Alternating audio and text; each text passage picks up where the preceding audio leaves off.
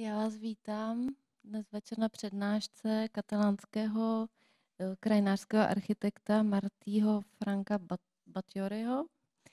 A my jsme se ho pozvali v rámci naší série Krajina, kterou už od loňského roku v Norma Space rozvíjíme. A děkujeme Kempu vlastně za poskytnutí těchto prostor a za spolupráci. A já bych poprosila Martího, jestli mohl začít. Can you start, Martí? Welcome.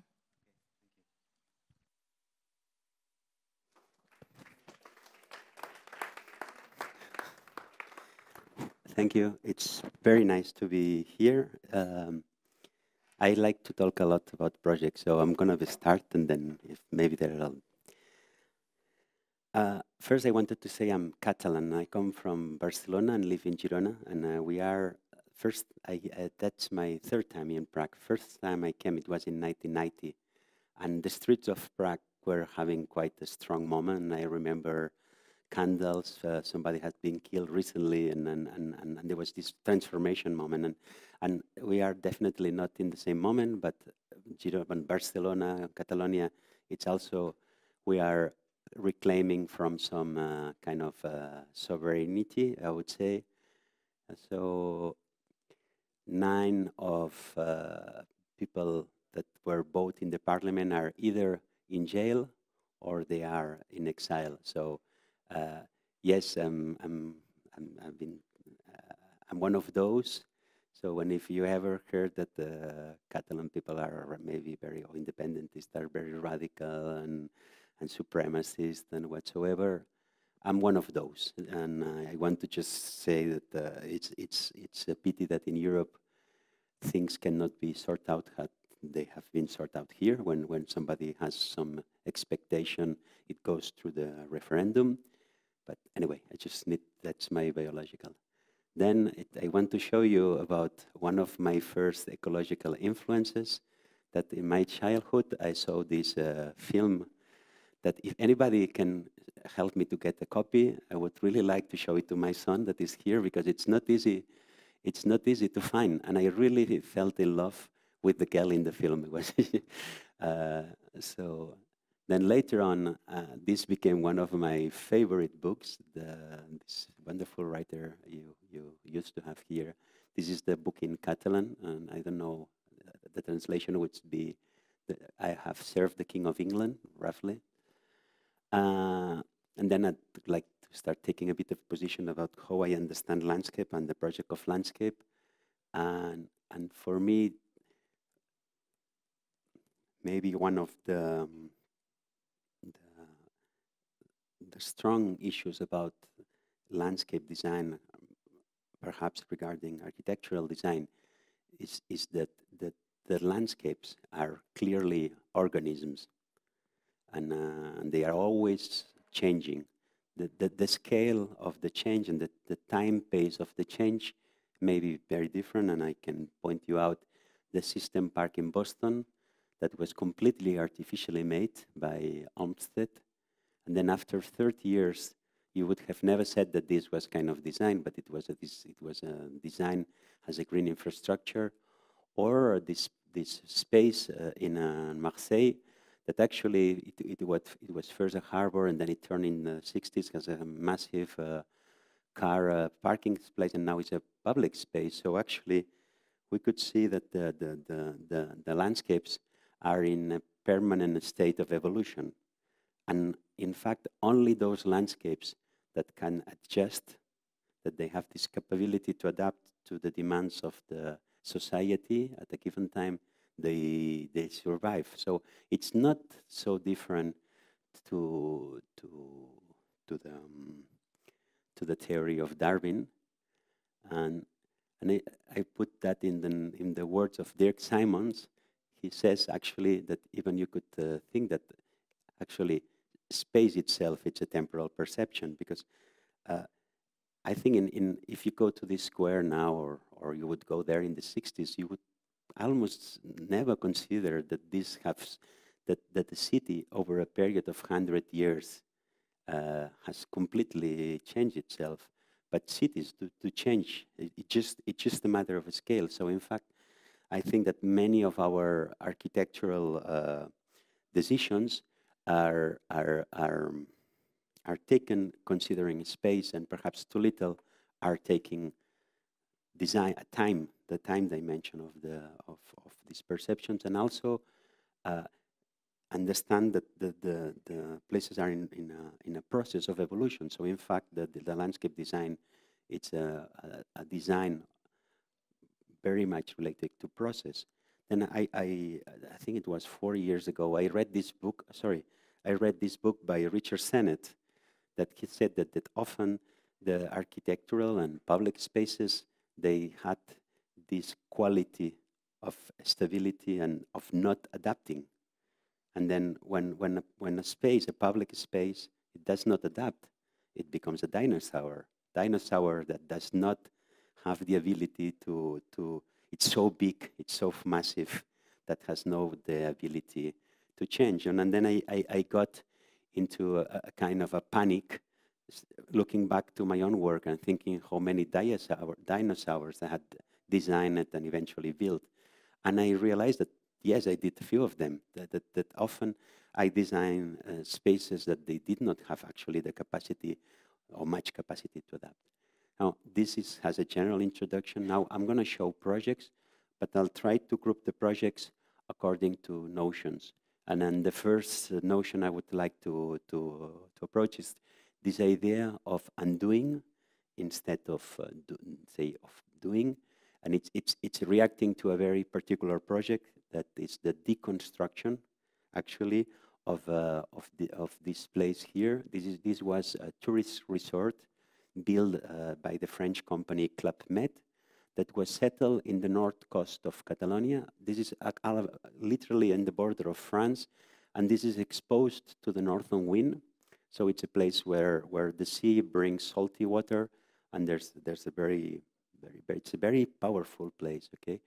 And actually the mission that we got, but that was not our invention, was to really renaturalize full urbanization. This is a completely unusual mission, and it was, well, there are just some data, there were 90 hectares of surface, and the cost of the project was 7 million. And let me show you a bit what it was about. So the project itself was about deconstructing all these 430 little huts and restaurants and amphitheaters and other restaurants and tennis courts and everything, to leave some parking space. And then actually, although it was not in the first mission, we proposed to leave some of a path so that you could actually visit the site.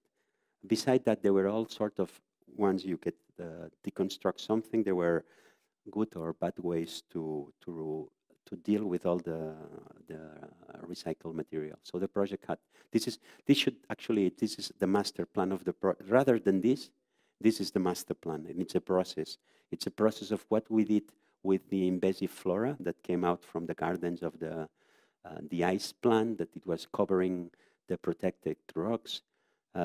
What we did with the upper part of the buildings, which was done with non-local stone, and then it was crushed, and the wood would be separated, and the glass and everything was recycled. And what we did with the basement, which was done with local stone, and then it followed. So this project is very much about how almost a protocol or a procedure to deconstruct and go back to what was there. The project itself was amazing. It's probably the nicest modern movement or postmodern movement project in Costa Brava, but this was settled in all around well, when this was built, it was the time of dictatorship in Spain. Franco was alive, and then when democracy came, this became a natural park. So it was a spot in the middle of a natural park, and all around was protected. And then the model of this Club Med started having problems because it was too austere.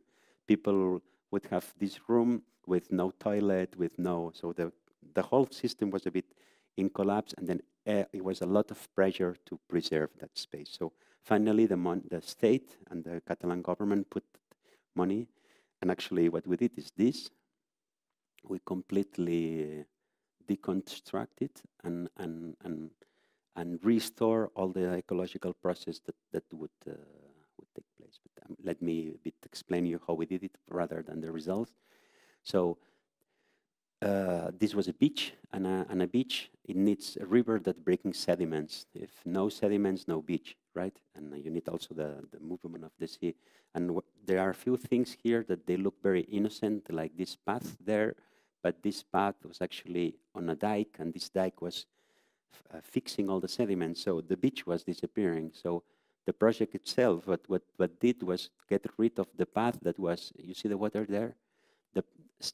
Reinstall all the ecological dynamics in order to get the beach process go back, and then in a slight small place we design this path that would still allow people to pass. This is the final result.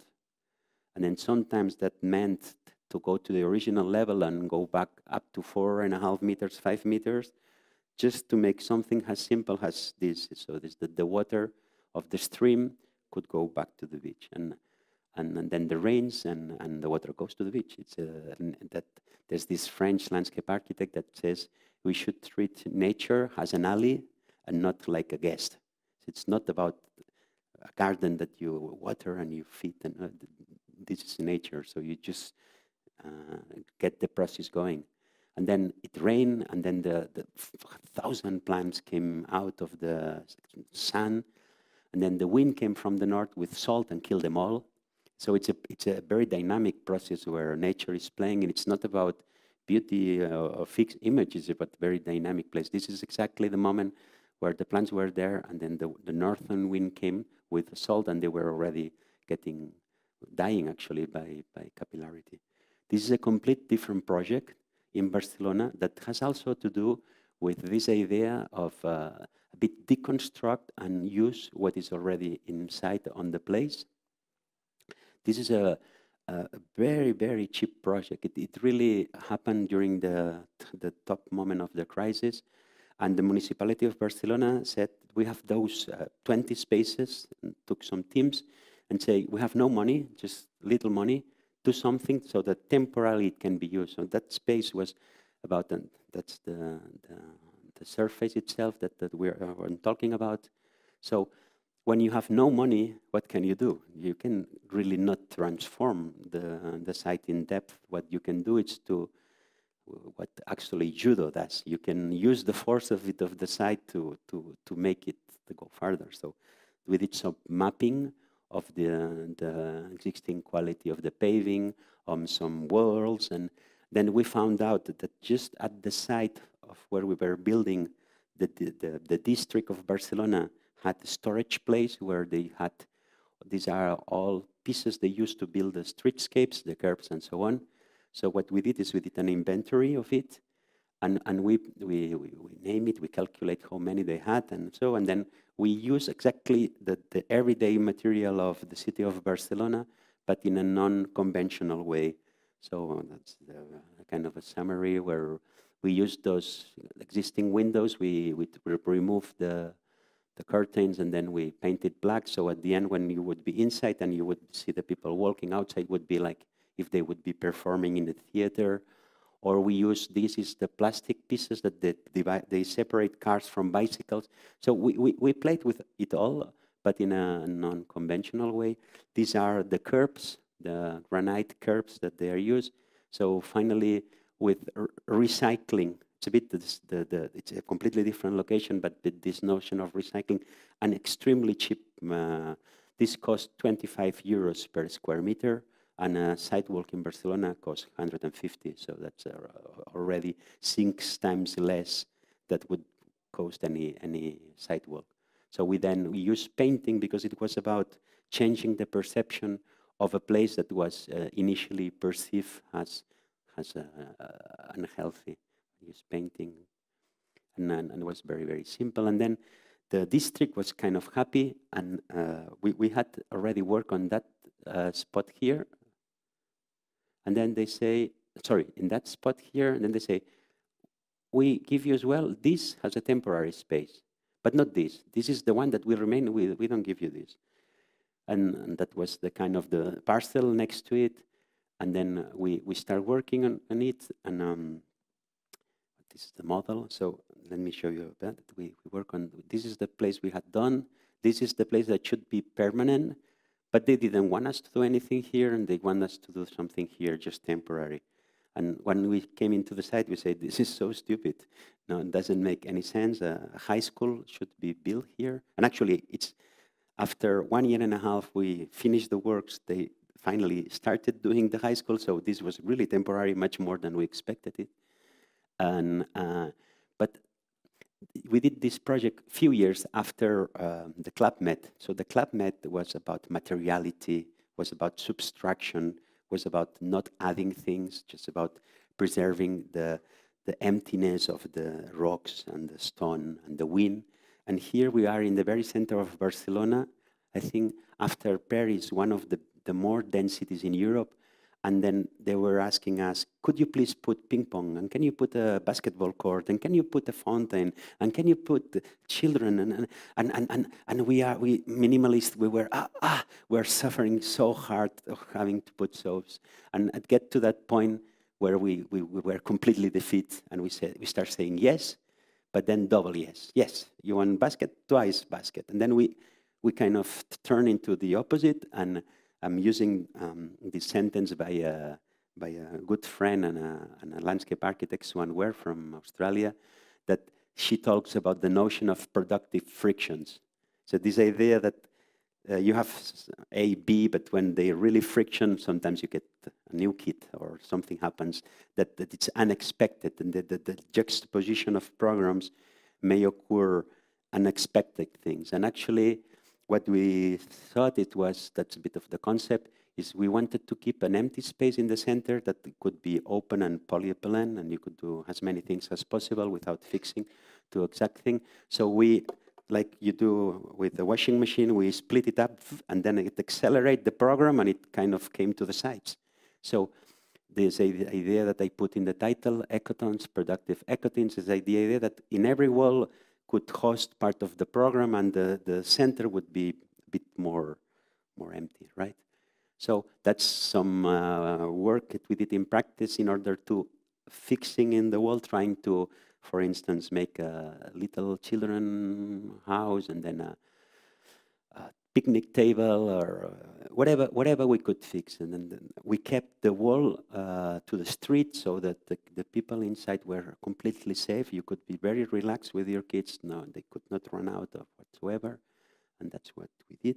And with this idea of the productive frictions, we also kind of advocate for anti-monofunctionalism. So this is a very expressive painting, just the opposite like the other project. But this painting, or this paving that was painted, in fact, wanted not to be a basketball pitch, wanted not to be a ping pong pitch, wanted to be something that you would be confused. And when you are confused, then you're open to other things unexpected to happen. So actually, it worked incredibly well. I mean, it worked so well that anything that was not hard was completely destroyed. All the plantings, everything, the understory was completely overrun. So that's in this place where we put, these are kind of mirrors, so you can dance and see if you look good when you dance, and check your dancing. And they were playing badminton, and then there was, in the middle of the permanent space and the temporal space, we did a bench, but we also did not want to make a bench. We wanted to make a sort of a topography, let's say. It's a bench, obviously it's a bench. I'll show you later on. There was basketball, and there was but then this bench, it was, on the sun side, it was really, you could, like a solarium, and then on the other side was a place you could sit and look what was going on the other side. And there were all this, look at this. Darth Vader itself was playing here, and then you can have this, and you could have youngsters having a beer. Everyone find a spot there, and then we recycle some. You see this. This was just a side. The funny thing about this is that because the whole Barcelona people, or like in any big city, they don't love really to be told what they should do. So when you give a space where there's a bit of freedom they really take it. And that's very nice. And it's not that we didn't really expect kids to go with that there. And then like this is just normal. It's a kid on a tree. Just that this girl is the granddaughter, sorry, of one of the most famous architects in Barcelona. So I was very proud that Beth Galí, she's one of the mothers of the discipline, and she was climbing the trees. So I don't mean that because of design they climb trees. That's stupid. But what I mean is that when you get people out of what they expect, then things are. And I love this photo. This photo was done by a friend who died recently.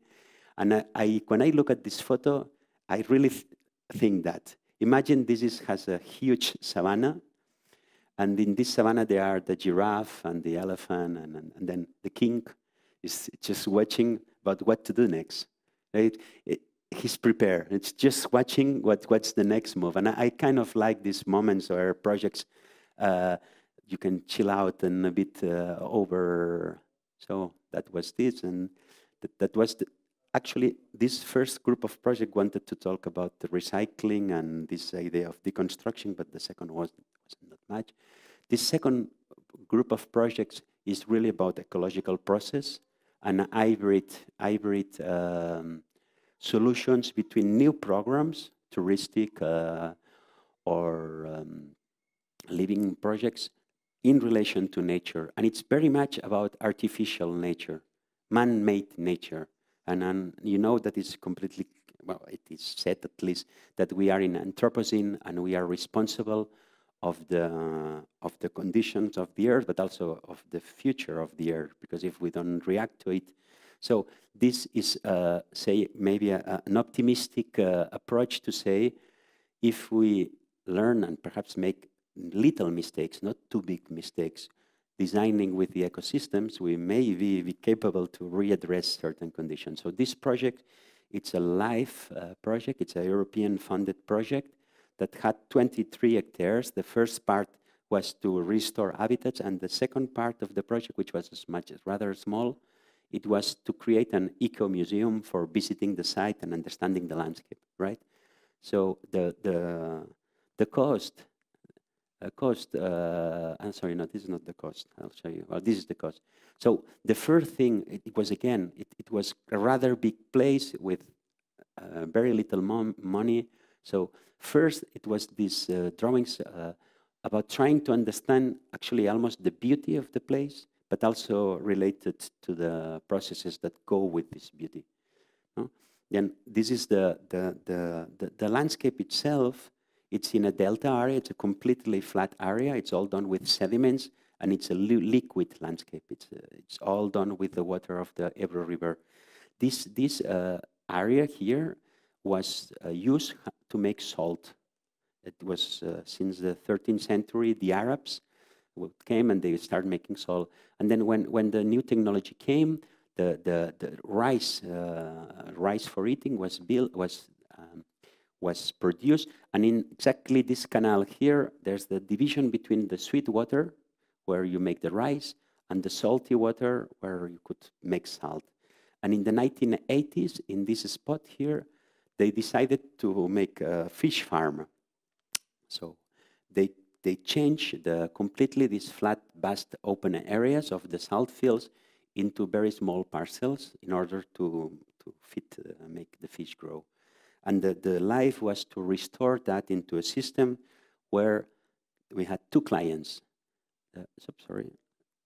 Two clients, flamingos or bird life, say, and then a very, very small fish that is super protected, right? So our clients, we had humans that would explain the needs of these animals. These humans were scientists, and they would tell us, to make happy this fish, you need certain deepness of water. But if you want to make happy the warbles, or you want to make happy the flamingos, you need another. So the whole project, and this is somewhere in between the process, it was about 4 cross-sections. And in 4 cross-sections, we defined the mud flats, which was good for birds, deep water, higher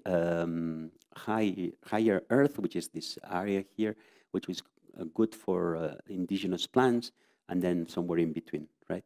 And then, sorry, yes, I think I did a very summarized version of that. So with this solution, we built 20 hectares of the project. And then we, on the other part, where the tourists had to be received, they asked me if I could make a garden for the museum. And this is, it's a place where there's a lot of sun, there's no trees, there's salty water, and a lot of wind. So it is quite, you could say it's very hard, it's almost impossible to make a traditional garden there, but what's the point to make a traditional garden? So in fact, you have salty water, and in our place, our country, it's rather dry. So we said we're going to make a party with the water. That's what is really interesting. So could we make flowers with the salt, the crystallization of salt? These are flowers, in fact. So what we did is that the garden itself, it's a small-scale version of a salt plant. We use exactly the same techniques that they use, but we turn it into a fake. It's a complete fake, a complete artificial garden, where the salt gets in different degrees of concentration to finally reach and get salt. And it's a very beautiful story that goes with it. And is that when the water gets to a certain salinity, they are a kind of algae that they thrive very well. They reproduce a lot. And then there are some microscopic lobsters that they love these algae, and then they eat them, and they turn red too. And exactly these microcrustaceae are the ones that flamingo eats. So in fact, you can design where you will have the flamingo eating, because you move the water, and when it gets to a certain point, you get the good concentration, and the flamingos go. So in fact, it's a bit of a joke, but it's true.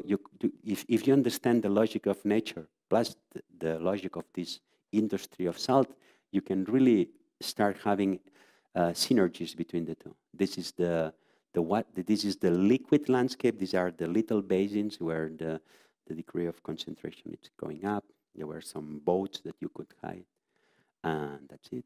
Then this is another project that it's really somewhere in between nature design and housing in a way, and it's a resort. This is going to be a resort, and in the land. This is in the Atlantic, in France, and in the Atlantic coast, where Biarritz and Bayonne is, little farther north. And it's a place where eventually the water comes out and there's flooding. So the shepherds, they had to eventually work these places. And a very interesting person from Paris bought this piece of land. This landscape in France is completely flat. It's full of sun. The water is 1 meter deep. And it's full of pine trees. It's rather boring, actually. And in between this place, they cut 6 hectares to have the crop of corn crop. So to water the corn crop, they did a little basin. So that's the departing point.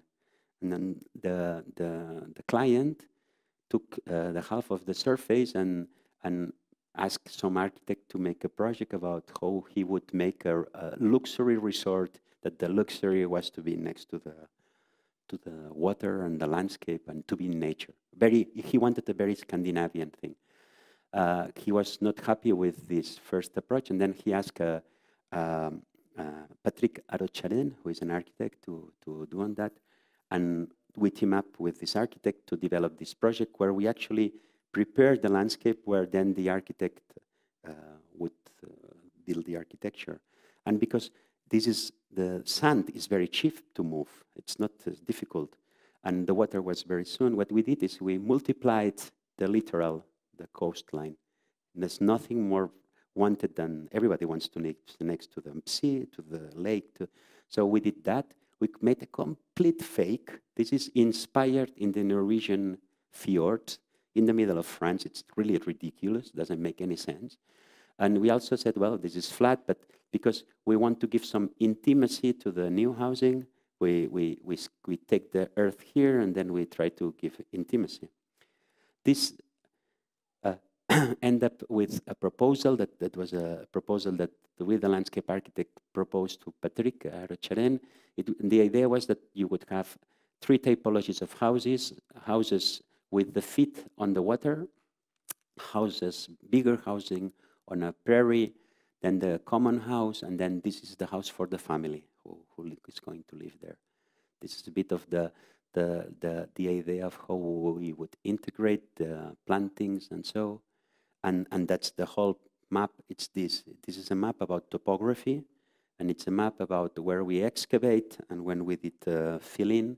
So roughly you can see the initial shape of the lake here. So everywhere in blue is where we excavate, and everywhere in brown.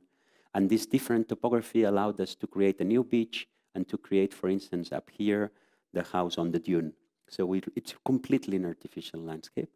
But this completely artificial landscape, it's done completely following the premises of nature.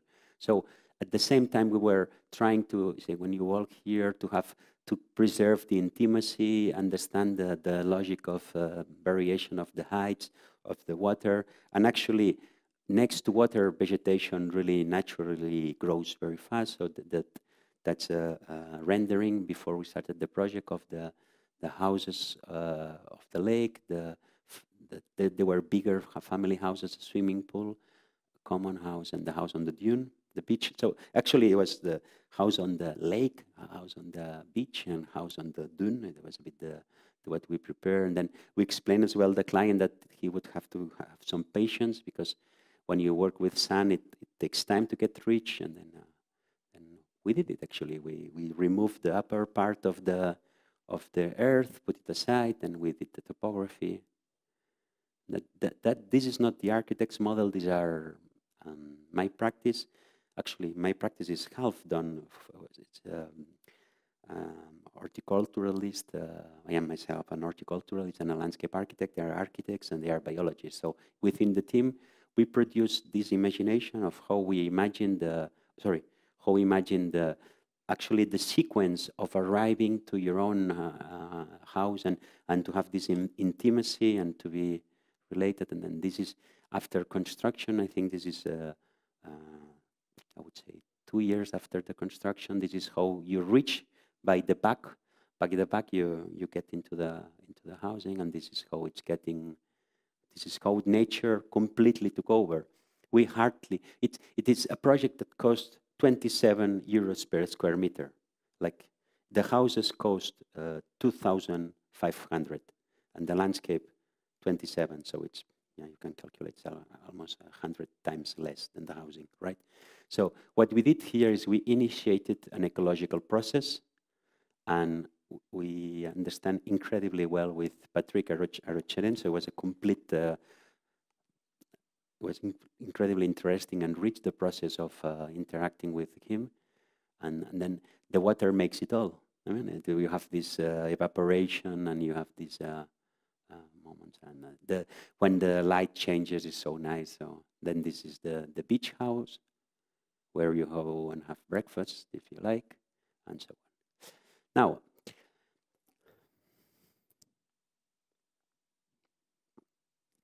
this is a complete different project, okay? This is when I said I was worried about being a dinosaur. That's after the panic came this sort of project. And this project, it's a self-initiated project. So this is a project that came from my practice with no mission. So we like non-governmental association, losing money, investing time, and like a research project, we are trying to do that. This is my hometown, Girona. Girona is a small town. It has 100,000 people. And we are trying to make a kind of a ring of green spaces that would be the biggest facility in town. Actually, the biggest equipment in town. I'm deliberately using what architects use as a facility like a school. To me, this will be the biggest ever facility for the town. So let me show you, if you ever go to Girona and you go to the touristic point, and you say, can you please give me a map? They'll give you a map of this area here. Okay. If you insist and you say, no, I really would like a map of the city, then maybe they give you this part. And if you really, really insist and you kind of, you say, I won't move until I get the full map, then you get this. So I make a bit of a joke because I just arrived today to Prague and they give you this tiny part of Prague. No, they don't give you the whole picture, right? So I'm going to tell you what this map, this is official map of the municipality. It says the names of the streets. It points out the urban parks. It relatively shows one of the rivers, and it points in pink the public facilities, say schools, auditoriums, museums, whatever. So let me show you what is not in the map. This is what is not in the map. This is the the forest around the city. This forest, at the moment of that I started the project, this is an urban park. Sorry, yeah? This is a park, but this is completely not in the map, right? Or this place was not in the map. Or this place was hardly in the map. This place with olive trees, which is, we are quite in the north, so it's quite rare to have olive trees with this beautiful red color. It's not in the map as well. So actually, I realized that my city thought that the place I love was this. So I removed all the, so I removed the color, and all I wanted was in this map. So I thought, it's really this my hometown? And I said, perhaps there, oh yeah, actually there are 4 mountains in the city that they are never shown on the map. How this could be neglected, the full mountain that it's not in the map? And beside the big river, there are other rivers too. How can it be that in the maps they are hardly acknowledged? So basically, the utopic moment of this vision is to say that in the 20th century and 19th and 20th century, all the city extensions we had in Girona were about building new housing and extending the city. Now there's not me, but it's a general understanding that the city has get to its borders, and it's now maybe time to renew the existing housing and to renew the existing tissues, but not to grow farther. So my point is that maybe this time the extension, it's a green extension. It's not a gray extension, it's a green extension. And you may know in Barcelona, there's this idea of l'Eixample, no? The grid, l'Eixample, which means to expand. So my political point here is to say that the new expand, it's about expanding. But how can you go from this model, which is the one acknowledged, to this model, which is 8 times more surface? That should cost nothing. You cannot pretend you're going to make 8 times more surface. So actually the question is not to make a beautiful map, say that you will have 6 million square meters. The challenge here is to think, how can you make it possible? That's, I think, important point. And, well, related, generally related, we know that in small places, in nature, and big places, humans and animals perform different. If you have a small habitat, you can have those animals. But if you get bigger, you can also have bigger animals. So, but with human beings, it's a bit the same. This is a work by HNS, this Dutch practice, and there's a beautiful essay by Dirk Simons that I already mentioned before. It's called Big is Beautiful. And it says as well the public uses that you can have, the bigger it gets. So what if the important thing would be to make bigger? Yeah, big is important too. So the notion, well, the kind of city we have in Girona and in most of European cities is a city where the green spaces are done with archipelagos and they are not really connected. So this deliver a kind of facilities. Now it's not absolutely, it's a general understanding in all over the world and Europe, it's that we should more focus on green infrastructures. And to link the word infrastructure to green, it means that they should also have continuity and that you should also put into value the everyday nature, the proximity places, not only the remote natural places somewhere very far away or the very beautiful historical parks in the center, but perhaps there's the challenge to see of these huge areas all around town. So in fact, in Girona, there's a hell of a lot of sports. I'm not sure if it get here, people running, marathon, 100 kilometers. And unlike some of the topics, this is an statistics about what does Spanish people like in 2015? And number one, it's not going to the bar, it's going for a small walk. Maybe in your neighborhood, dog walking, maybe shopping, maybe, that's number one. And number 8, just before going to the bar, there is going to the countryside. So even the Spanish, we like walking. It's interesting, because my point is that perhaps what we are actually asking the most to our public urban spaces, public spaces, is distance, continuity. It's maybe not to have a hyper jowl, beautiful like this, where you spend millions, but maybe a long line. Maybe this is more appropriate, maybe. Or maybe a line that connects other places. This is much more effective. And in fact, if you look, this is the jowl model, but it's linear. It's the Hyde Park in New York. I've been told like about 5,000 euros per square meter. This is something that have done in Paris, that they did in a much more cheaper way, but also they recover the banks of the Seine. And this is in my hometown, that they recover, and in many places, former train lines into tracks. And you know Las Ramblas in Barcelona, no? It's a very popular street. So the legend says that people in Saturdays, we would dress very elegantly and go to the Las Ramblas to see, a little bit. And this still happens. People go to Las Ramblas.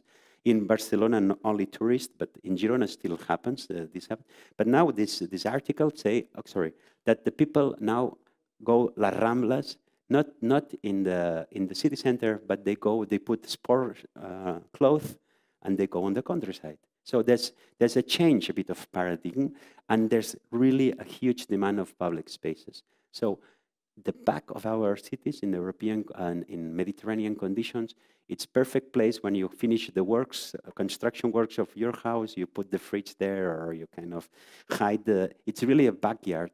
And what we try to do is to say, with no money, with no mission, could we ever change physically change those spaces, but actually mentally change? So I myself walked to the municipality of Girona, a very small one, and I said, if for 1 year I make for free plans about how you should maintain and take care of those places, like would you put the people that they go once a year or maybe twice a year and cut it a little bit, would you play with me? And actually I got a completely positive response. And we started with a pilot project.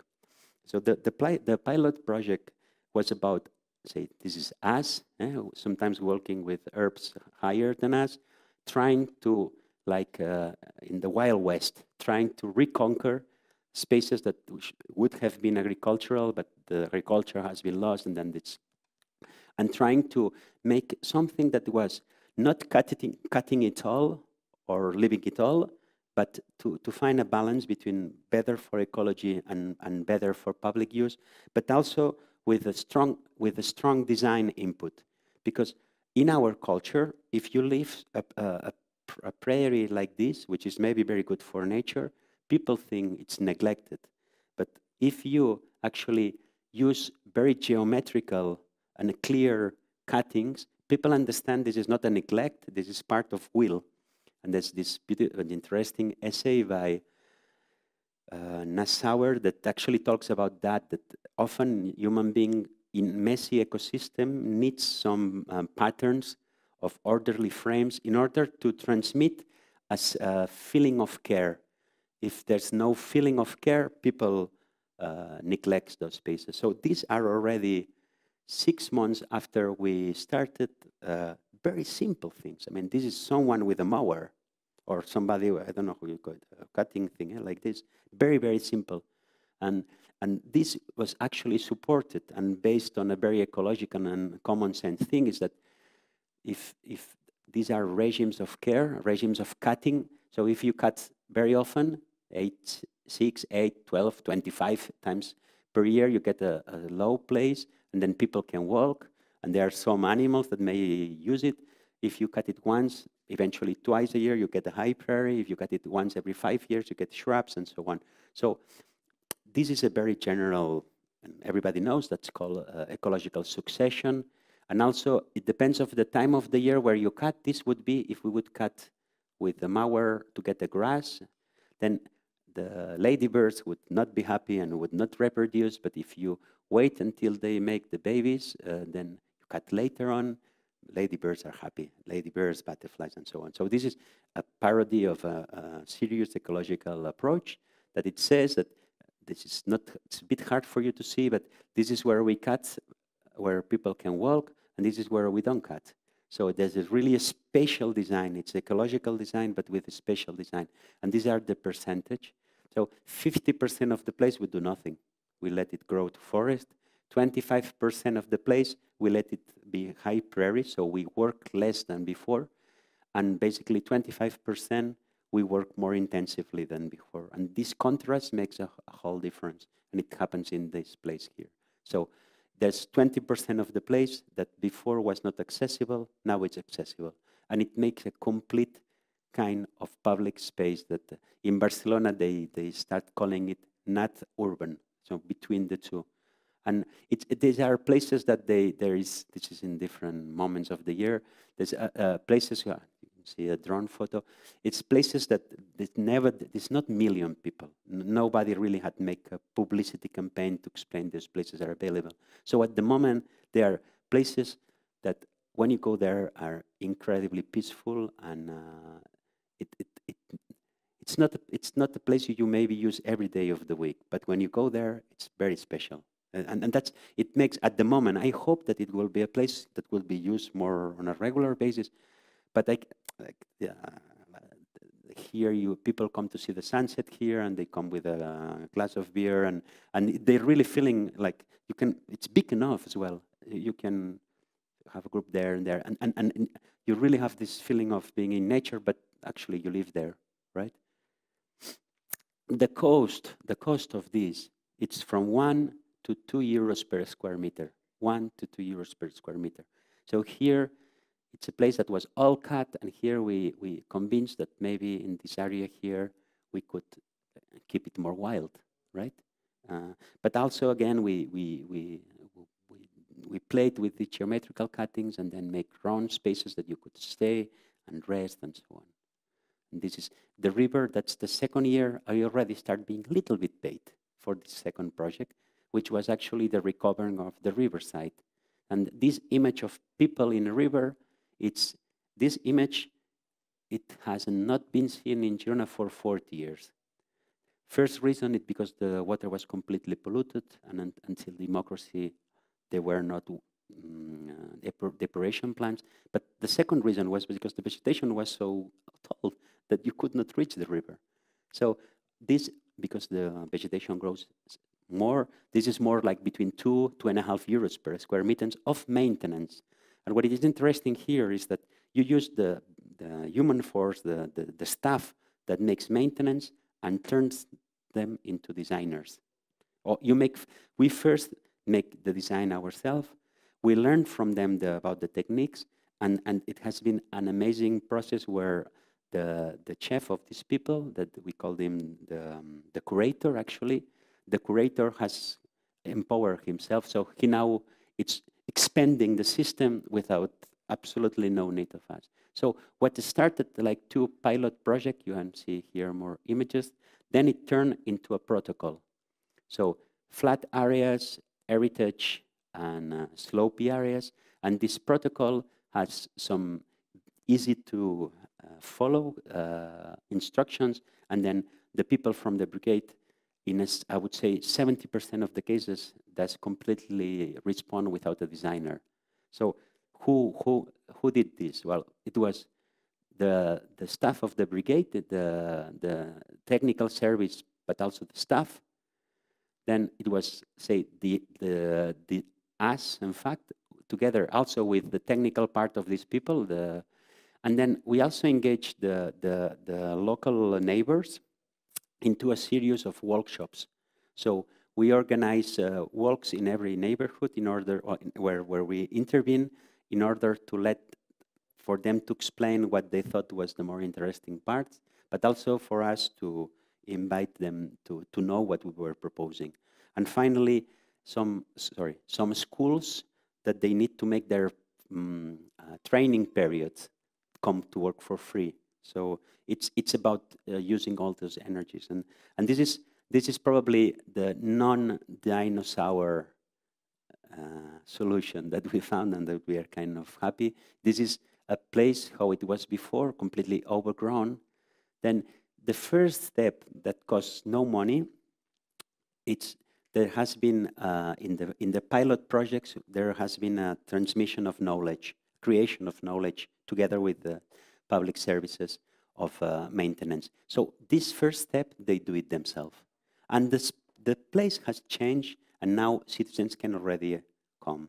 There's a second stage to this, where I think it's good that there's a design in terms of a more refined reading of place, basically spending time discovering moments, but also when you build a little, and that's these places here, places where you make little interventions, very little things that also make people aware of certain details. We call that confetti, like in the parties. And then finally, if you get, that's little money, right? Pocket money in a way. If you really get money, then you fix the path. You put, because all this, there's no, the path have no paving, it's just mown. So, but the interesting part is that now we are managing about around 100 hectares of town with this very, very low cost. And if we could not find a very, very cheap, low-cost way to do it, we could never dream about 6 million square meters. So sometimes I mean is that sometimes it's like it's relatively easy to make a top-down planning thing, but what for me it's very, very challenging sometimes to home from bottom up. You create the operational, the mechanics, in order to make it possible in a way that is sustainable from that sense too. So these are these confetti moments. This is for looking for fossils, always trying to play with people. This is moments. Second year or third year, actually, they started a Lantern Festival, and they choose some of our sports to play stuff. So there was this cultural dimension being added to it. It's a viewpoint that we built with one singular small project, the land to look for the fossils. So you actually walk in there, and then you are invited to come here to look for the fossils. And so the school, that's where my kid goes to school. Because this fossil thing was, then they were invited to make an excursion to go to visit. So it is a kind of a force. And then this is a photo from last weekend. There's a kind of a flower festival that they do terrible flower arrangements in town. But out of that, we managed to get a little money.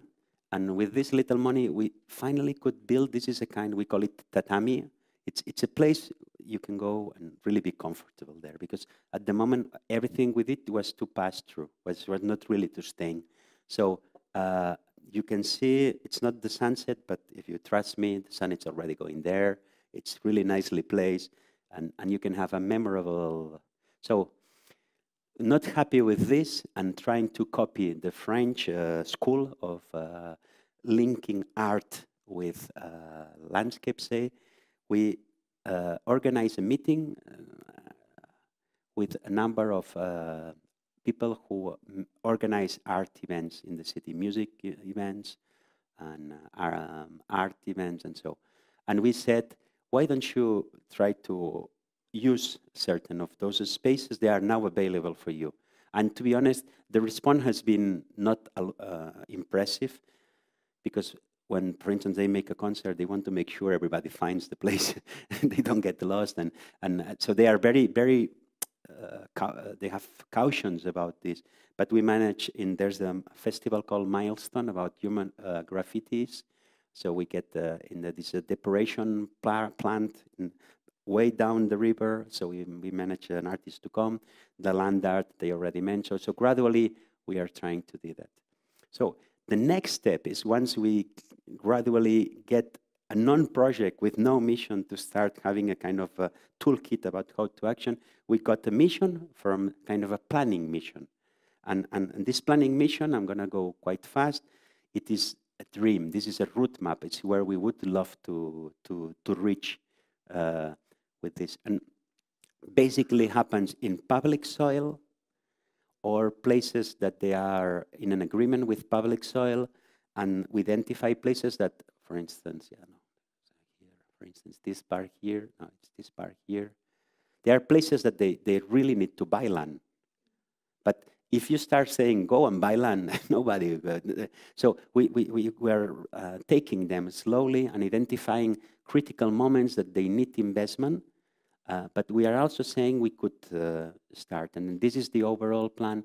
And this is, we work quite hard to make it in a way that planners from the city understand, but also citizens. So this is a typical poster of one of the mountains that is not very much known. This is the technical plan of the architects, which define actions, and those actions are organized from difficult and expensive to easy and cheap.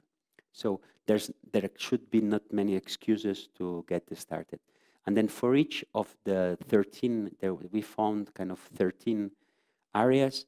We also proposed, or we asked the citizens to say, if you would have to choose a postcard from your natural area, what would be your postcard? So we tried to find ways not only to really change the place, but as we talked before, to change the perception of citizens about the place. So these are 13 geographical entities that make sense. So that's the one planning we were talking before, the technical planning with the nasty moments, the difficult ones, the ones that need really planning movements, and that it will take long time to do them. This is the legend with all these degrees of difficulty, and this is €1, €2, €3. So it's kind of like this, a kind of a correlation between the investment and the result. Then how we try to reach press, and there's all this Rambla, the famous street, green Rambla next to the river. That's we place this kind of chair. So it's this, and then we got little things like this is a new postcard. It's really a new postcard, and it's taken from one of our beam points. And I don't know, is Decathlon popular here? The sports shop? Okay. So we say Quechua, it's a new tribe. It's an urban tribe, a weekend tribe. The people dress up Quechua and go to the land. So we are very, very proud that the Quechua choose one of our reclaimed landscape, our recovered landscape, to make an advert. So when you go in our supermarket, Decathlon in Girona, they're using one of the places that we have recovered.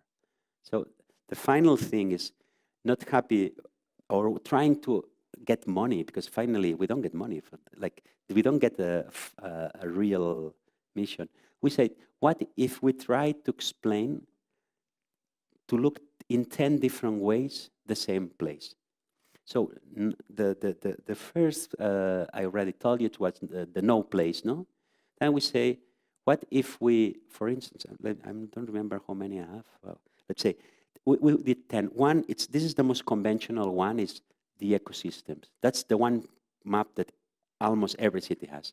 But we also went and bothered to take photos, and I'm sure almost 98% of people in Girona don't know all these photos. So don't know about the diversity and richness of the landscapes in their own hometown, right? This is a one that it shows the neighborhoods and the distance. It's 2 minutes distance, 5 minutes distance, 10 minutes distance. So it's also a way to say, okay, this is the very center.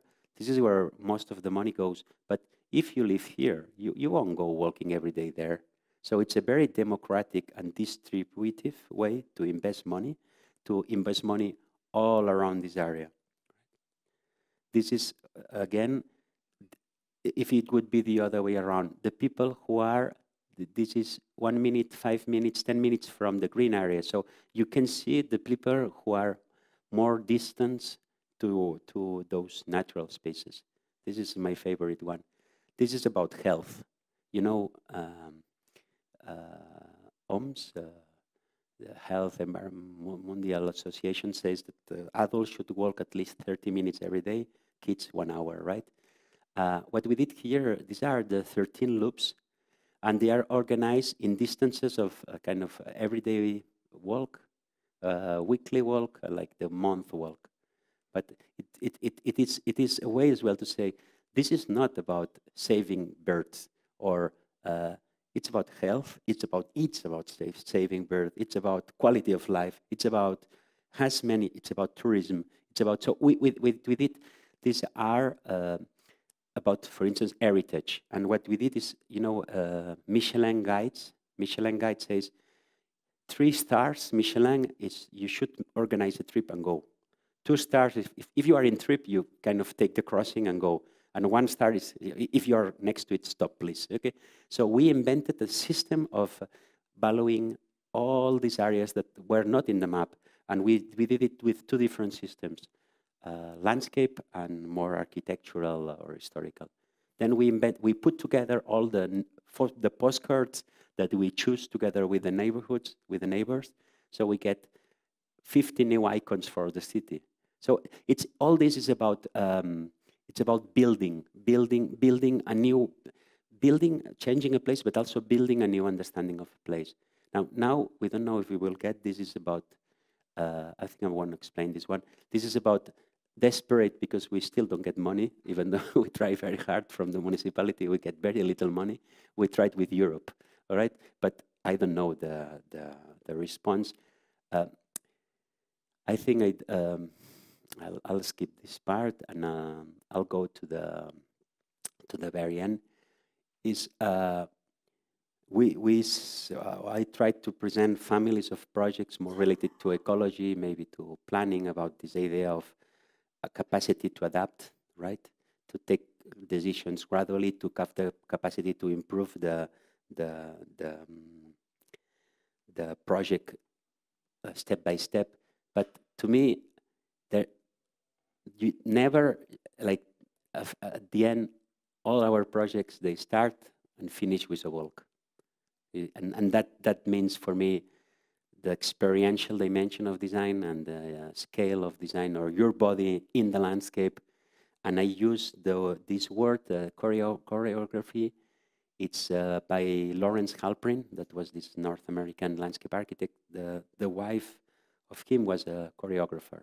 And then he, inspired by his wife, started talking about this idea of designing the path system exactly as it would be a choreography where you would move through the landscape. So I'm going to finish with the one project that I start explaining, which is the project of ClubMed. The ClubMed project had 2 parts. The one part was about recovering an ecology system. And then the second part was to, I like to think of it as I would take my best friend for a walk. What I would show to this, my best friend, no? And that's a bit this project. And in order to explain that magnificent piece of the coast that was turned into a tourist resort and then recover, before we did this movement, we tried to understand how the society was understanding that place. And for instance, the one project, it's in a village called Cadaqués. Cadaqués is where Dalí, the painter, was living. It's his home village.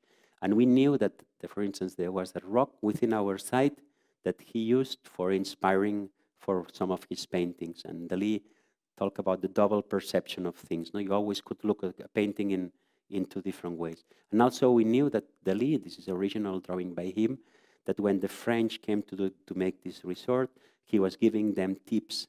And he said, between this rock there that it's called the eagle, which is this one, and this one that it's called the camel, this is a place for gods. You should not build there. It's not for humans. And you should build backwards. The French, they built in between when they won. Dalí, that was a very money-friendly person, went to all the parties the French organized, so then it wasn't that bad.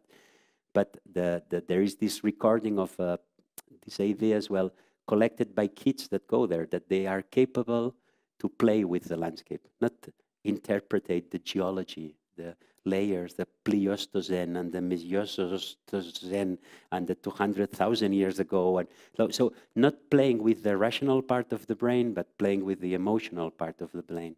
And for us, that was very important for the project. Then we bought all the postcards we could from the nearby areas and the area, and we could see that the photographers, they saw the landscape not like a kind of a sweet, beautiful, cozy place, but like a rough, windy, fierce place, no? Like a bit into the wild kind of sort of place. And then we knew as well that for the recording of a film based on the novel of Jules Verne, the light at the edge of the wall, which is supposed to happen in Chile, at the southern tip of Chile, so the windiest, the roughest place in the world, it was cheaper to come to Cap de Creus. So basically the idea of this imaginary was of complete wilderness, roughness, hardness, not about any vegetation or tiny, no, it was about kind of nudity, I would say, nudity. But then we are designers, so it's again like the one project in the salt places. It was about 4 construction details or 5. So all this reading, all this trying to be sensible and all these things, it turned into this map. And this map tells how we would how we would work on top of an existing path. So the entrance path, we narrow it down, so we cut it. But then because we cut it, we also had to kind of confine it in order to make it. And then we use the stone from the basement of the housing and the local tradition of making dry walls. This is precisely beside the beach, that because we wanted to save the sediments, we had to trace a new path, and that was newly built. And it was one of the biggest pleasures I have in life is just to see the path, to decide exactly first we kind of try to do it we walk on site, then we try to do it in AutoCAD or in practice. But then when it comes to the day of building, that you are on site and you put the things, it's amazing. So we actually did not have money to spend on expensive materials. So what we had to do was to have a very enduring material. We spent 7 million on this project, but ever since that was 2010, nobody ever went for maintenance. And we know because the natural parks are very poor at home. So we had to make a cheap, but also very undurable material. But we did not surrender to have this kind of finition. And the Ardeus, the technical people who work with that, invented this kind of zip that help us sorry, you have to imagine this was already asphalt. And then we put this layer of sub-base to make it even, that it would not. And then this is just a way to confine, and it looked terrible. It really, at the beginning, was, oh no, what have we done? It's just too bad, you know. But then the sun burned it. We kind of knew it because it used to be asphalt, so we knew it. And then after a while, but we had even home discussions about this. Then it turned, and then in certain places we saved the basement of some housing on the new part. And then it was this precise moment at the entrance. This is the parking place, and this is this kind of orange rocks that you have seen and they have forms of eagles and camels and so. And because we did this project in 2 months, it had to be done, you know, the way, very fast. We first said that this would be asphalt, but as the construction site was going on, we said, oh no, we cannot put asphalt there. This is too bad. And this is the way we did the entrance. This is our friend the camel. This is the way we try to you put the cars kind of there, and then you put these big elements that kind of guide you. You walk through them, and behind there are the information, but it's not this kind of information that kind of it's very aggressively polluting, I would say. Such a beautiful place. No, you don't want too much information. So then we had this, and this had to be asphalt, and it was terrible. So we finally negotiate with the builder that he would not put asphalt in the parking. He would leave it without asphalt. And on top of not putting asphalt, because we save money, this he would completely destroy it. We were hoping that he would just leave the rock. And you know this place in the United States that they have the faces of the presidents? So we didn't want our face to be there, but we wanted him to really make an artisan work.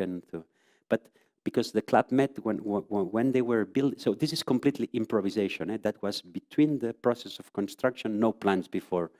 They used dynamite in the 1960s to open a path here. They used dynamite, so everywhere was cracking, and this is the builder, and he was getting really nervous, like Giuseppe was really getting pissed off because he was going down, and there was no way he could find the bottom, and it was cracking. So we kind of created a new concrete with local stones. Well, not with local stones, that's not true.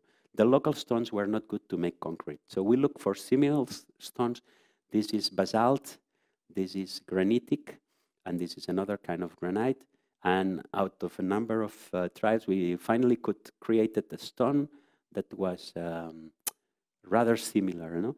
And actually, at the moment, I'm very happy that we couldn't not make it all completely natural, because I think it's kind of beautiful, this contrast, formal contrast between one and the other. And then when you come here, you come from Barcelona, it takes you 2 hours to come here, and from Girona, 1 hour. So it takes quite, and you are still with the kids on the bus. Nice, and it's, you are a bit, and then you leave your car kind of there.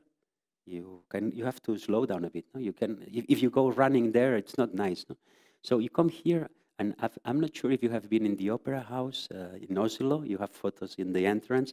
This is all white, and this is almost white. So when you come here, the light is kind of, and it's almost always sunny here. It's a very windy place.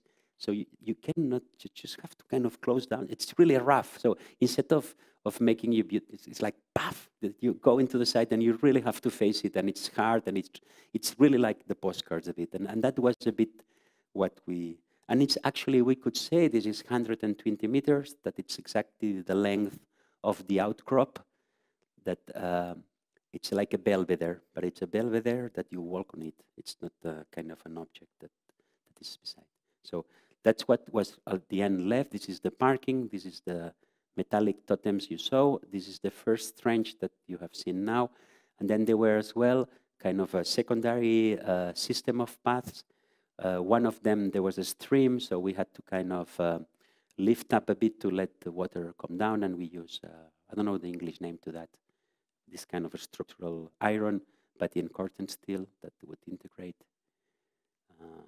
Very rough in a way. And then we also had to say, if you take your best friend, really the best friend, you just don't take it only in the mainstream. You also go and take him to the nice spot. So this is how beautifully the people from Clatmake, they had done the paths. They were really nicely done. But can you believe that this is, even this, that it's so beautifully done, was too much? So we said we have to find a way to build a path that has no materiality. So in fact, the materiality of the site is those of the site. So this is kind of early time photo montage where we were trying to do what hikers do in the mountain, that they put stones, or you put any element that guides you to the next point, all right? So there were two girls in practice, Claudia from Porto and Gemma from Girona, and he's still working with us, that went to the river and start cutting pieces of 1.5 meters of canes. And they spent 2 months, well, 1.5 months actually, on site with stones, trying to find what would be the nice way to get to that difficult to reach point without having to add the paving. So you see Gemma here. And this is a moment where part was already built on, we did it on metal, and the other one still was on cane. It was, how could you really, but really, the nice spots. This is, sometimes it was very hard to work there, very tough ladies. This where the blacksmith, they had a lot of patience with us, and that was moments where we were trying to find out both images there, what should be the height of it, to finally this. This is a completely non-architectural approach, as you probably have noticed. So, because when you come here, it's like, wow, this is beautiful. But what is beautiful, it's obviously not the fence. This is not beautiful. What is beautiful is to arrive in that high moment and get this landscape getting open to you. But there were a number of other places. This is. Can you see this? This little crack. So the path, you maybe see there's the whitish area here. Eh? So the path was here. So by removing this, first you don't have to make so much maintenance. It's very easy to maintain. The cost of this, it is a certain cost, but you don't do it all the time. So it's also cheap. So the less you put, the less you have to maintain as well. So it kind of makes sense in a way. And it kinds of work. I mean, most of people wants to follow it, and there are people who do not want to follow it and don't follow it, actually. And then it came to this moment, and about these rocks. Can you see them? If maybe some of you can already see animals, maybe some of you don't, but this is what the kids do, and the fishermen did and deleted. So we wanted to, well, this is a notion of the confetti of playing with people. We said we wanted to create a kind of this choreography or rhythm that we would pick a number of interesting rocks and propose people to play. You have seen this image, so nothing new to that. And so we did it very simple. We pick 9 ones, we draw the silhouette, and then we built into this kind of lanterns, I think they are called in English. So this is a curtain steel silhouette with there's nothing written. It's up to you to play or not. And they are done very low. They are not calling attention. Then they are orientated to the rock. So if you want, you can play or not. This is the one from the painting from Dali. And then there were also, so together with the main patch, the secondary patch, the tertiary patch, and then there were some viewpoints. And these viewpoints, they were done, except one, they were all done in a very respectful, minimal way, and the same character. You would come here by one of these metal fencing, and then this is the basement of a house. They were so beautiful. The way the architects did it was so incredibly beautiful. So we basically put a platter, we cut it, and then you could sit there. And then there was this, perhaps the most beautiful building, where the doctor, there were up to 1,000 people living here in the touristic campaign. So the doctor they had a doctor, and this was his place.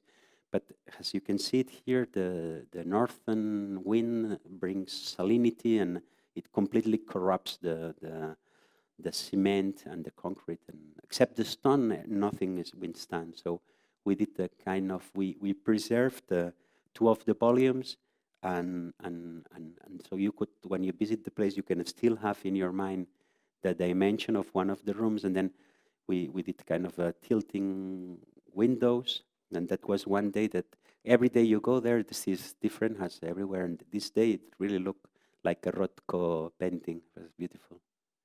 This is what you see when you are inside, and this is something that I'm not sure I would have done myself, but now that I've done it, I kind of love this idea of this super complex rocks, and then this actually super beautiful architecture. Not I can say it because it wasn't me. I kind of reproduce it, but there's this tension there that I think it both empowers both places. So I'm almost finishing. I showed the Belvedere that we did the most. Now I'm going to tell you the one that we did the less, and it has a bit to do with this philosophy of subtraction. This is the end. The main path ends here, and you can walk with a little track, but then basically the white one ends here. And this is a place where the cars would come and make back and then return. So you were here and saying, what can you do here? That maybe you just have to make people have the feeling of flying, you know? So that's where we just remove basically what we did. We put the asphalt everywhere to make it more durable. We remove this, and then we remove this. And we created this moment of kind of vertigo. And I'm using a sentence by Richard Sennett that at the same time is quoting Hannah Arendt, that she says actually that the everyday things you don't remember, but it needs to be sometimes a disruptive drama, something that you will remember. And I end my presentation with a photo of some friends of the family. Sean, a few years ago, that he came to the very end, and you know the film Titanic, where the moment of epic moment, and that's maybe my way to say that these people come back, and maybe they don't know precisely what epoch of geological epoch this was done. There is not an effort to create knowledge through the rationality, which is actually strategy, but these people come back with a strong experience. And I think this is so as much as I think there is a larger scale planning and a green infrastructure and ecological things, I think design is also about this idea that of putting things in relation with one each other, but without forgetting these moments where you really are in places. Thank you very much.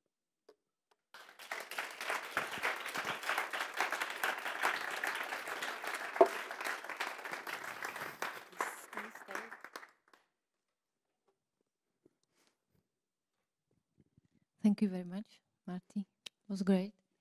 And now we have some time for questions. I can give you a microphone. So I can start maybe.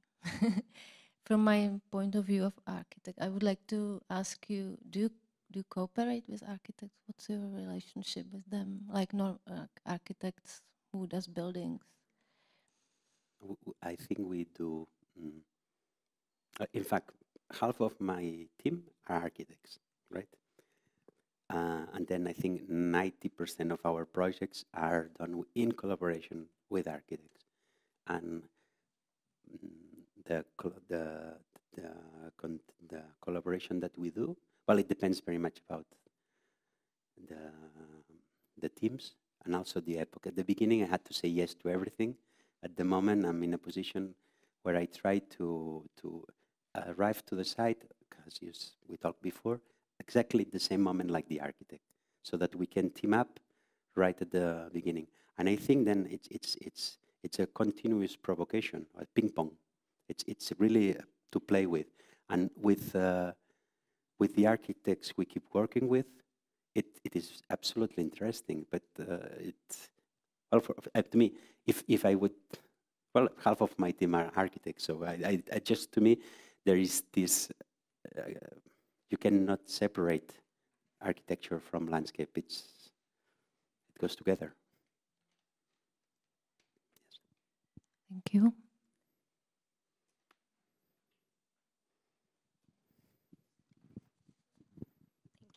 I was going to say, oh, quite loud.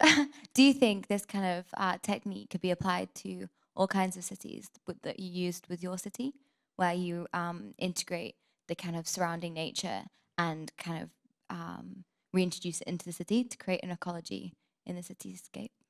I think these projects need translation because of the planning politics of different countries and cities are different. But I do think there is the basement of this project, what to me it's different to other projects, is that you use the management, the maintenance regimes that normally are like, they are the designers that do something and then they arrive the other ones and they maintain that. And you turn this, that normally is a passive thing, into a design agent. And then this is it is really nice, the relation we have with this team of people, and it's really turned into a friendship and mutual knowledge, because we thought, we were arrogant, really arrogant, and we thought, we're going to tell you how to do management. And actually we found out that they teach us lots of things at the same time that we put kind of a spatial intelligence into what they were doing. And I think this idea that you can, by the actions, not that they are done punctually like building, you build, but with vegetation, it's if the moment the management stops, the place completely changes. Or if you want to gradually change, you change by changing the regime of care. So this idea of using the regime of care as a design agent, I think it can be applied, I would say, almost everywhere. Yes. I think it's amazing to be able to bring the kind of nature back into the city. Many cities that are lost. The thing is, nature is already working all the time to bring the nature back in the city. The balance. Very easy. It's if you stop cleaning, nature is coming back in the city. You just have to see the places, neglected places. The thing is, do you work with it? Or sometimes there are places that they are really seen as the back, and they have a very negative connotation. So do you make things to make it reachable? Do you make access easy? Do you even celebrate that with an event that make that the first time that people go there, it's a bit of a party, and it's not just you find it? So I think most of the cities have places with a lot of value that they are completely unknowledged. And then I also think that there are all these processes of nature that you can play with. And altogether, I think there's a lot of things that can be done, actually. Thank you. I found that very inspiring. So.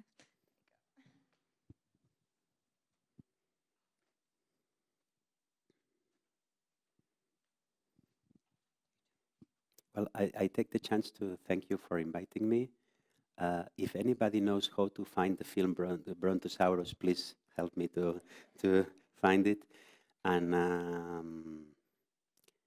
it's Friday, so thank you for coming. It's hard.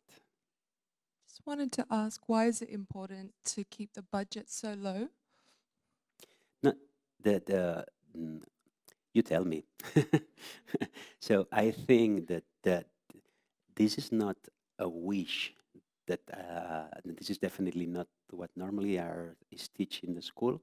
But if you want to get when you want to get to larger scale, and this had to do at least with this notion of green infrastructure, to me there's a switch from intensive project to extensive projects.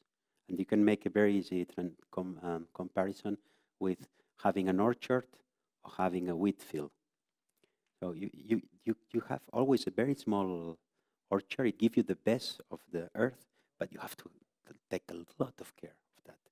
But if you want to make beer, you also need the wheat. So this I think, especially in the design sphere, there's all, and also myself and colleagues, always trying to make the most beautiful spot with the most glamorous, and there's so little research and so little to make the extensive part.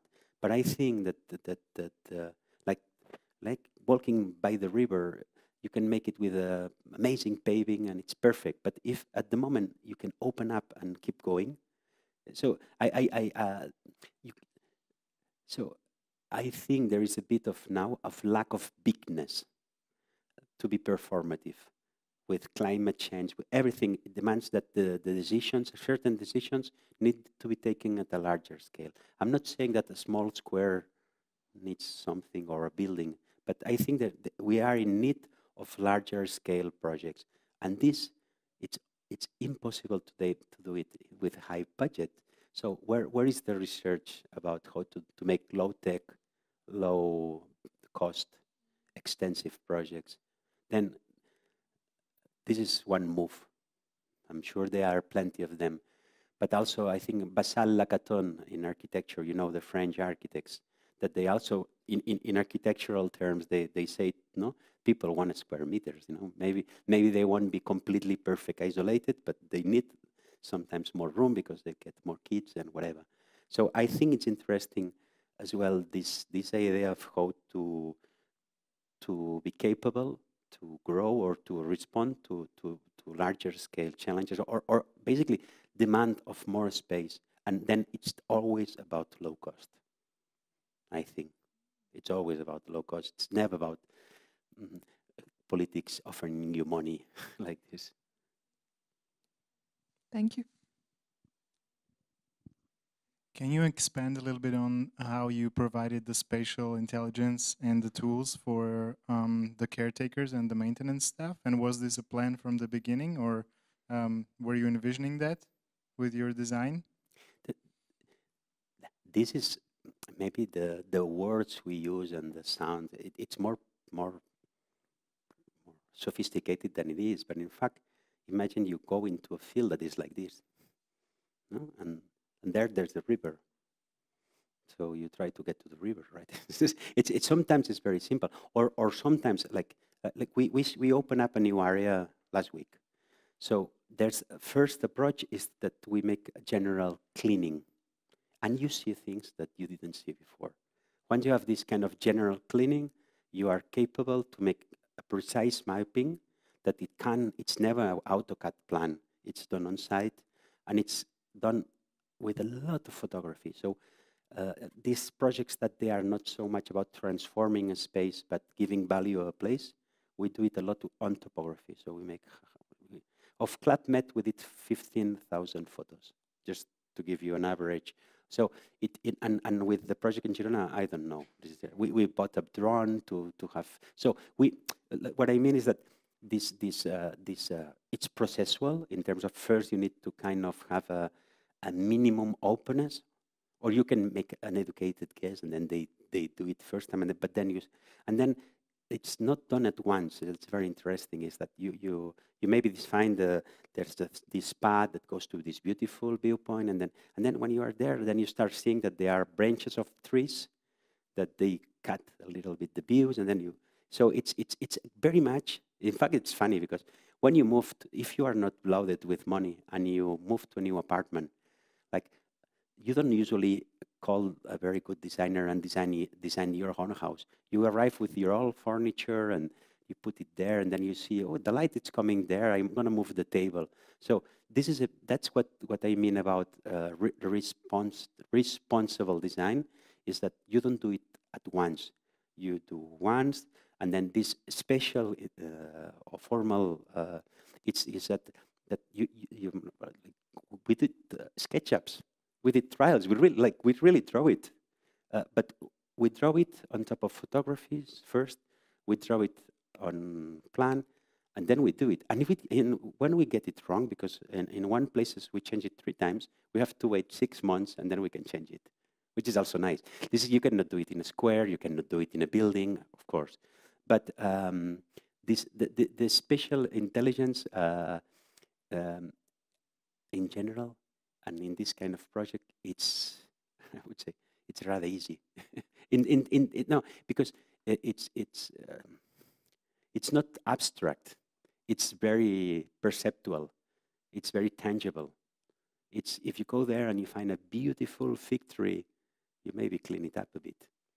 But the people who were doing the maintenance, they were treated like sheep. They would open the pan. They would go out and they cut it all. They go back and they remove them. And now these guys, I don't have photos here, but they are making labyrinths by themselves because they love it.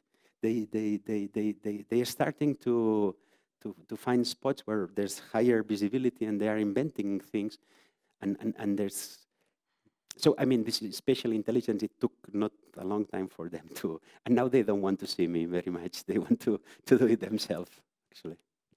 But maybe it's because it's the people who spend the most time there. It's like, yes. It's very common sense and yes. By feeling. Yes. So it's not by like zoning which part is supposed to do what. Yes. It's really about spending time there. And actually, what I'm realizing now is that we don't get paid anymore for these things. So like we go less than them. And then now they have, there's really an empowerment. So they still want to kind of show us, there's a stone, very beautiful. But in fact, they basically are pointing out all the most beautiful spots. They have them. And then there's maybe like for us, we insist sometimes with having very simple geometrical forms, not to, but yeah. I think that to me, that's the most beautiful part of this project. It's this idea of creating knowledge, not myself, creating conditions for this knowledge to be created. And now it's quite self-sustaining at the moment, in that sense. And the work that we did last week, they came people from 3 different high schools that they work on professional works, people young that they have no expert, and the one who was leading them all was the boss of our staff. And he was so incredibly happy to, like, he felt so powerful. Huh? It was very beautiful. And then we designed some wood elements that I show you, and I was basically responsible to put those elements. The rest was working already. It also creates the shared sense of ownership, I suppose. Absolutely. Yeah, and I didn't show, we didn't have the photos. Now the other thing, it was funny, I know Gunther Bocht, the Swiss landscape architect. He had very beautiful benches cut out of wood. So I did a very bad black and white photocopy, and I said, why don't you try to do this? And now, because they're cutting trees all the time. So now they are really creative, and they make beautiful chairs but really geometrical, and I have nothing to do with it. I just gave them the photocopy, and we follow each other in Instagram, so we send information, and this guy, the one in charge, because actually at the end this is about people, precise people in precise places.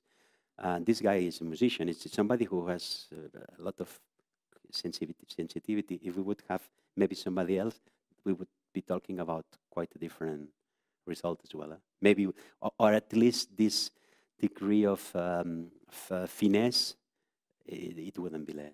It wouldn't be there. Thank you for your answer. Well, to be realistic, just one final point. The places that the brigade keeps are getting better every year. Now we have 4 years of experience, and it's beautiful because you can see 4 years older.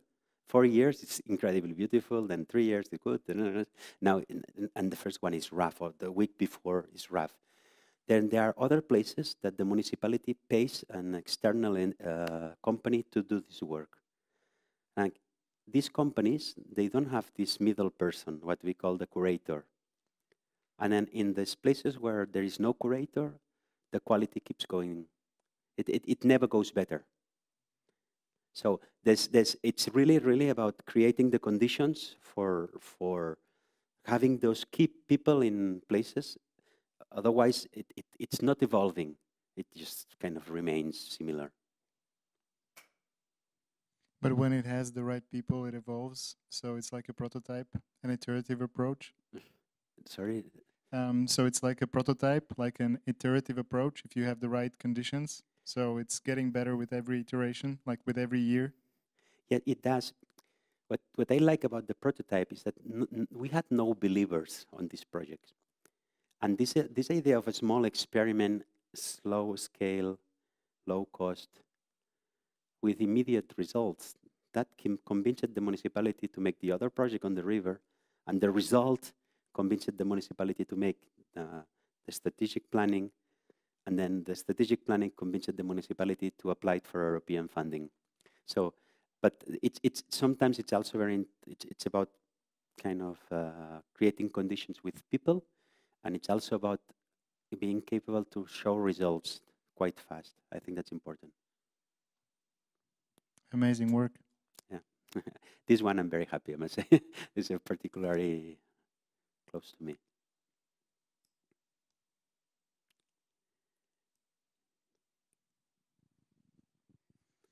So, Martí, thank you for coming and great lecture. Yeah. Thank you all for coming, and see you next time. Thank you.